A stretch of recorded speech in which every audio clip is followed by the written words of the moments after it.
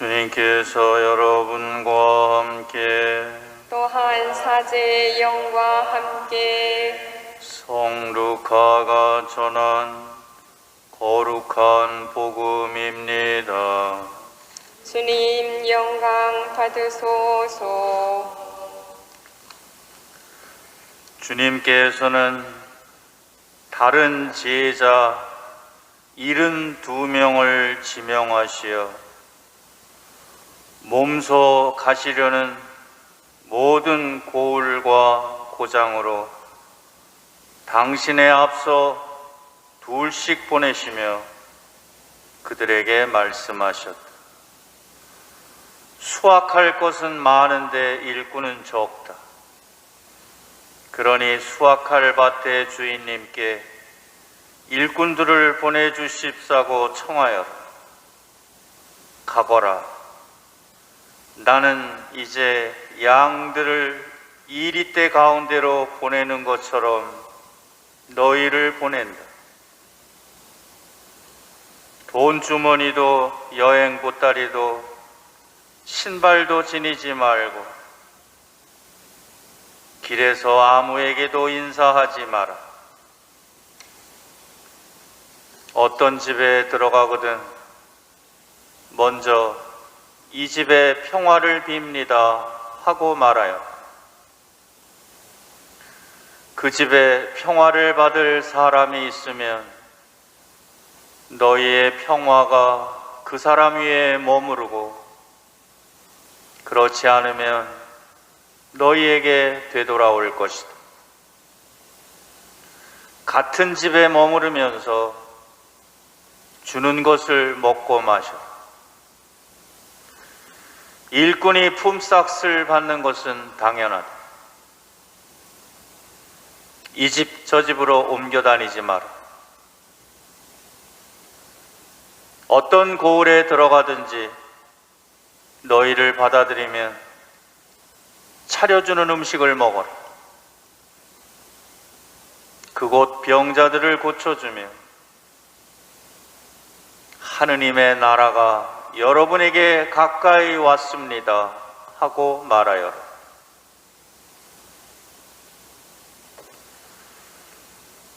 주님의 말씀입니다. 그리스도님 찬미합니다.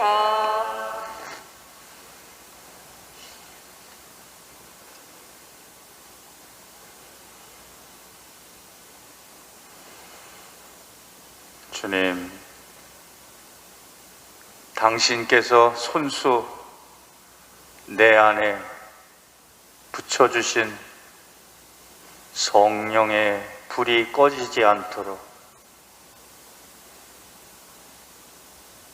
저의 삶을 휘저어 주시고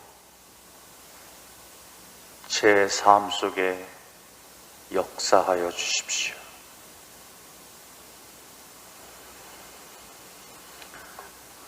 오늘 성 티모테오 성 티토스 교회 날에 루카복음 10장의 말씀을 묵상합니다. 72명의 제자들을 파견하십니다. 12제자 외에 이렇게 72명의 제자들을 파견하신다는 것은 루카복음에만 나와 있습니다.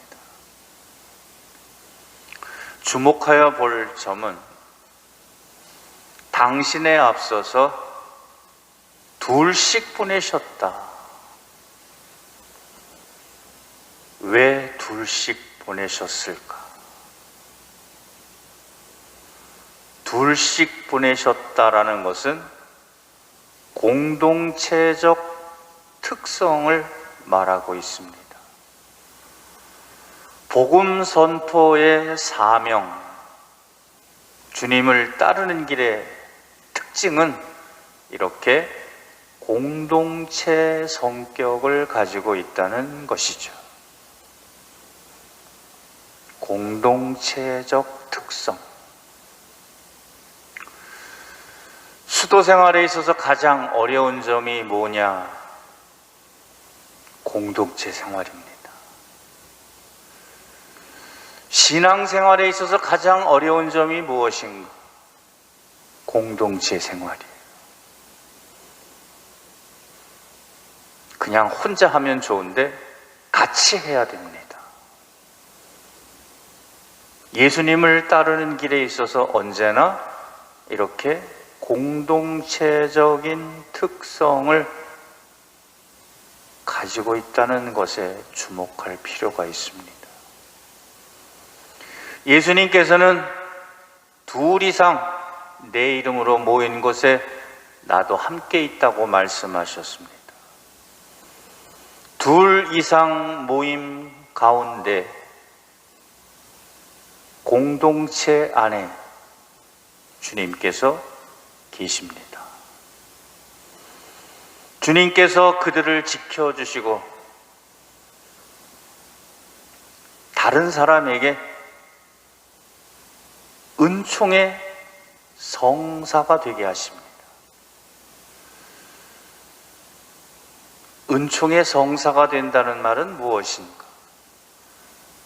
눈에 보이는 형제 가운데 눈에 보이지 않는 하느님께서 현존하고 계심을 드러내 보여주는 것이죠. 하느님께서 사람이 되셨다. 막연한 사람이 아니라 구체적인 사람, 나자렛 사람 예수 안에서 하느님이 사람이 되셨습니다. 마찬가지로 하느님께서 현존하고 계시다.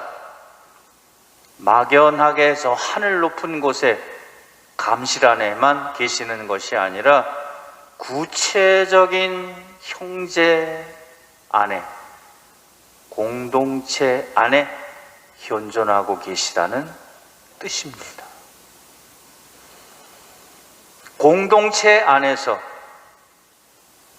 하느님의 선물을 보지 못할 때 함께 사는 것, 함께 일하는 것, 함께 있는 것 자체가 지옥이 될 수 있습니다.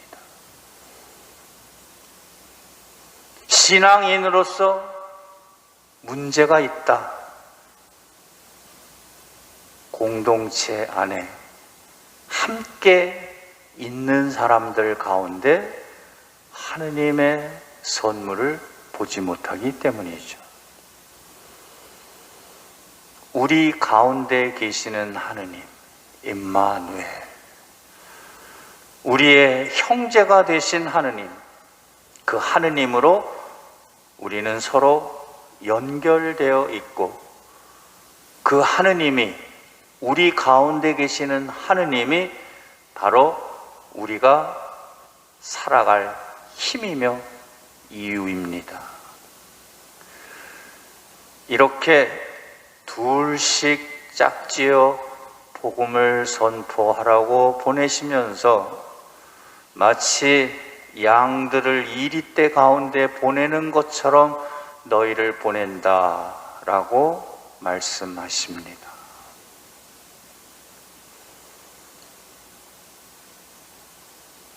양들을 이리떼 가운데 보내는 것처럼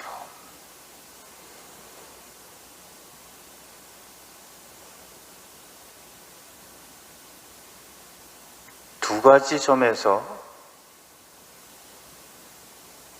파견받은 양들을 이리떼 한가운데 보내는 것에 중요한 초점 두 가지가 있어요. 하나는 하지 말아라. 또 하나는 해라. 하지 말아야 될 것은 무엇입니까? 4절의 말씀과 7절의 말씀을 봅니다. 돈주머니도 여행 보따리도 신발도 지니지 말고 길에서 아무에게도 인사하지 마라. 이 집 저 집으로 옮겨 다니지 마라. 이 말씀은 무슨 뜻일까요? 쓸데없는 근심 걱정에 빠지지 말고 오직 주님께만 의탁하라는 말씀이죠. 돈 주머니 대신에 믿음의 주머니를 차라는 말씀이고, 여행 보따리 대신에 희망의 보따리를 지라는 말씀이고, 내 발에 맞춘 신발을 신지 말고 그리스도의 신발을 신어라 라는 뜻입니다. 이것은 내 방식이 아니라 하느님의 방식으로, 그리스도의 방식으로 복음을 전하라는 뜻입니다. 길에서 아무에게도 인사하지 말라. 우리가 인사를 하는 것은 무엇일까요? 서로 간의 인간적인 관계를 유지하기 위해서죠. 인간관계, 거기에 신경 쓰다가 남에게 잘 보이려고 하고 인정받으려고 하고 남으로부터 무엇을 기대하고, 그래서 부수적인 것 신경 쓰다가 본질적인 것을 잃어버리지 말라는 뜻이죠. 본질적인 것은 복음을 선포하는 것입니다. 이 집 저 집으로 옮겨 다니지 말라라는 말씀은 무슨 뜻일까요? 더 좋은 것, 더 편한 것, 더 좋은 대접을 찾아다니지 말라는 말씀이죠. 그것이 양들이 이리떼 가운데 복음을 전파하는 비결이 되겠습니다. 동시에 해라 라는 것은 무엇일까요? 어떤 집에 들어가거든 먼저 평화를 빌어주어라. 같은 집에 머무르면서 주는 것을 먹고 마셔라. 병자들을 고쳐주고 하느님 나라를 선포하여라. 어떤 집에 들어가거든 먼저 평화를 빌어주라는 말씀은 무엇일까요? 가장 먼저 평화의 기도를 하라는 뜻입니다. 루카복음에서 평화는 하늘에서 내려온 첫 번째 기쁜 소식입니다. 예수님의 탄생을 알리는 천사들이 목동들에게 하신 말씀이죠. 지극히 높은 곳에는 하느님께 영광, 땅에서는 그분 마음에 드는 사람들에게 평화. 또한 부활하신 예수님께서 제자들에게 주시는 첫 번째 선물이기도 합니다. 평화가 너희와 함께. 주는 것을 먹고 마시라는 말씀은 무엇일까요?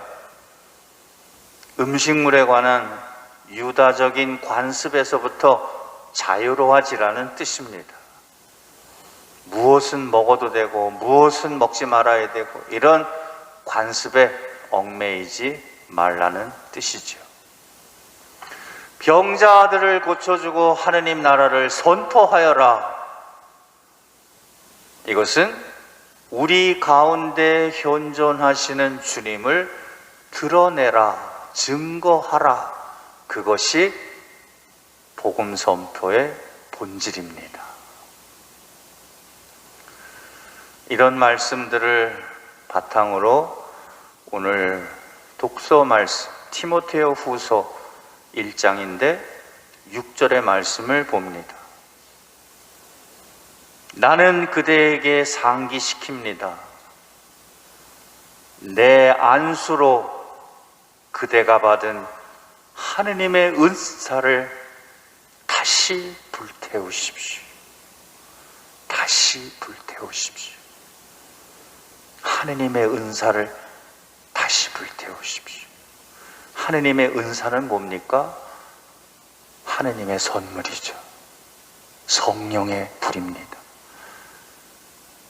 하느님의 은사, 탤런트, 은총, 성령의 선물은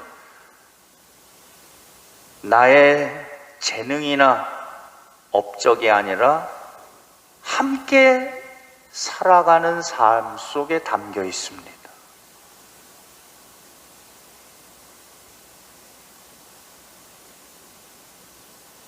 테살로니가 전서 5장 19절에 성령의 불을 끄지 마십시오. 간절하게 바오로 사도께서 호소하십니다.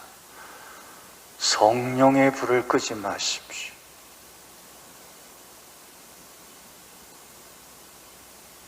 성령의 불은 무엇일까요?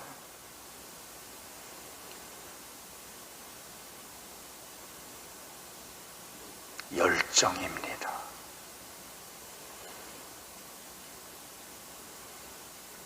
사제가 되는 데 있어서 신학교에서 군대까지 대략 10년 동안 공부를 하면서 사제가 되려는 꿈을 가지고 있는 성소자들에게 가장 첫 번째로 요구되는 것이 열정이에요. 열정이 있는가? 복음 선포자에게 가장 먼저 체크해야 할 첫 번째 단추가 열정이 있는가? 열정은 내가 무언가를 하지 않으면 그냥 꺼져버리는 것입니다. 열정이 없으면 어떤 목적을 향해서 나아가는 항해가 아니라 그냥 될 대로 되라는 식으로 물 위에 떠서 아무것도 하지 않는 표류가 되어버립니다. 항해가 아니라 표류가 돼요. 그냥 물 위에 떠 있는 겁니다. 이것은 진정한 삶이 아니죠. 오늘 하느님의 말씀은 나 자신에게 나를 되돌아보게 만듭니다. 내 안에 열정이 있는가? 뜨거운 마음이 있는가? 습관적인, 형식적인, 될 대로 되라는 아무것도 하지 않는 열정이란 무엇일까?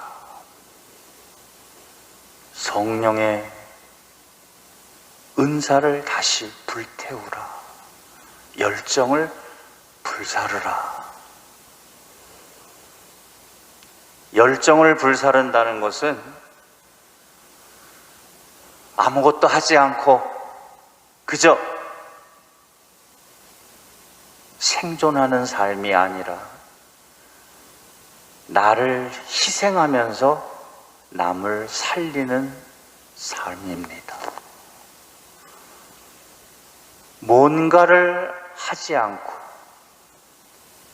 그저 물에 술 탄 듯 술에 물 탄 듯 무미건조한 삶에서 벗어나야 할 것이고 뜨거운 마음, 희생하는 마음, 하느님을 사랑하는 마음, 함께 사는 공동체, 사랑하는 마음, 이러한 것들을 오늘 하느님께서 나에게 말씀하십니다.